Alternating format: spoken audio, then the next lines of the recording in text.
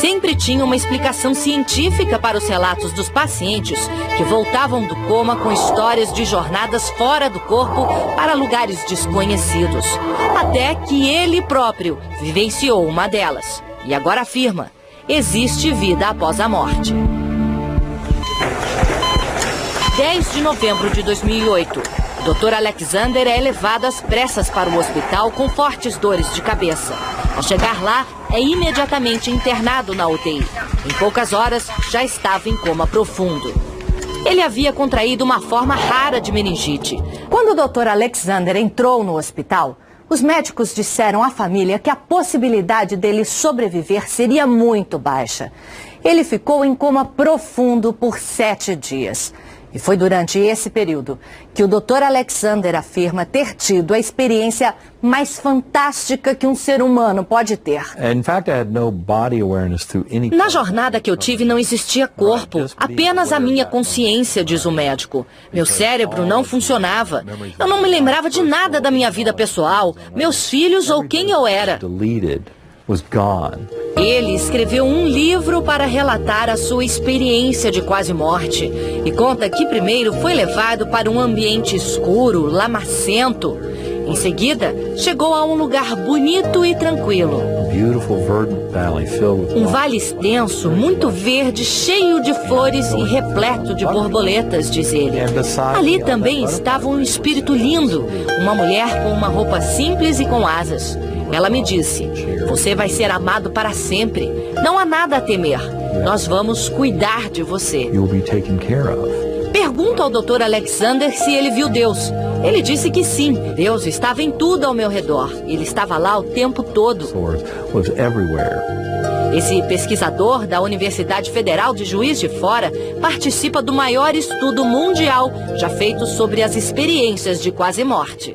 Os estudos mostram que apenas 10%, uma em cada 10 pessoas que tiveram uma ressuscitação bem-sucedida, relatam experiência de quase morte. Os pacientes que vivenciaram uma experiência de quase morte tendem a ter, ao longo do tempo, por exemplo, aumento da satisfação com a vida, tendem a ter diminuição do medo da morte, maior apreciação da espiritualidade, maior apreciação da natureza.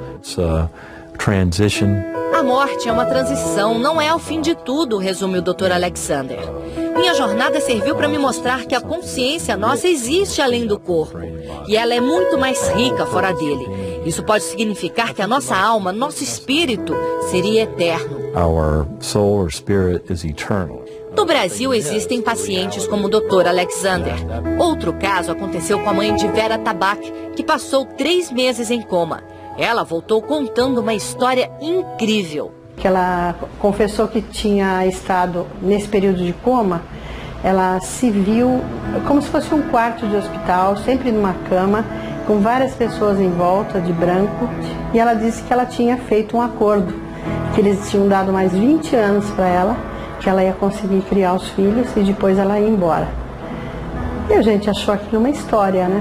Mas realmente aconteceu. Foi 17 de outubro de 74, quando ela foi para a UTI. E voltou depois de um tempo. Quando passou 20 anos, em 94, em abril ela começou a se sentir mal. 5 horas da manhã, 18 de outubro de 94, ela morreu. Porque ela sempre dizia que na vida só não tinha jeito para a morte, né? E depois que ela voltou, ela disse que até para a morte tinha jeito. O Dr. Alexander diz que por 2 anos tentou achar uma explicação científica para o que aconteceu com ele e com outros pacientes. Queria saber se tudo podia ser uma ilusão produzida de alguma maneira pelo cérebro. E cheguei à conclusão de que não há como explicar. Não foi alucinação, não foi sonho. Mas nem todos concordam. O professor de neurociências da Universidade de Colômbia, Jim Mobbs, diz que é difícil acreditar num desligamento completo do cérebro e que mesmo no caso do Dr. Alexander, outras áreas do cérebro podem ter permanecido ativas, provocando as sensações que ele descreve. The brain's very good at making up O nosso cérebro é muito bom em transformar a realidade. Num acidente, como um trauma na cabeça, os caminhos do cérebro podem ser danificados, mas é possível que ele encontre outras maneiras de identificar os sinais que vêm de fora e criar uma nova experiência, como a da quase morte, por exemplo. Analgésicos fortes e a baixa oxigenação do cérebro durante estados de coma podem explicar que luzes e sons estranhos sejam percebidos pela mente. E a sensação de estar fora do corpo já foi induzida artificialmente em muitas pesquisas. Eu acho que essas experiências de quase morte, na realidade, são uma maneira do cérebro lidar com um trauma. A ciência ainda não tem respostas conclusivas sobre as experiências de quase morte. A grande discussão que existe hoje é: a mente é um produto do cérebro? O cérebro produz a mente? Ou a mente é algo além do cérebro, mas que se relaciona com o cérebro? Independentemente do que tenha acontecido, diz a esposa do Dr. Alexander, para ela, que ficou ao lado do leito do hospital esperando o marido voltar, o final foi feliz. Quando chegamos em casa e sentamos no sofá, não conseguia acreditar que ele estava lá, sentado junto comigo de novo. We were there sitting on the sofa together.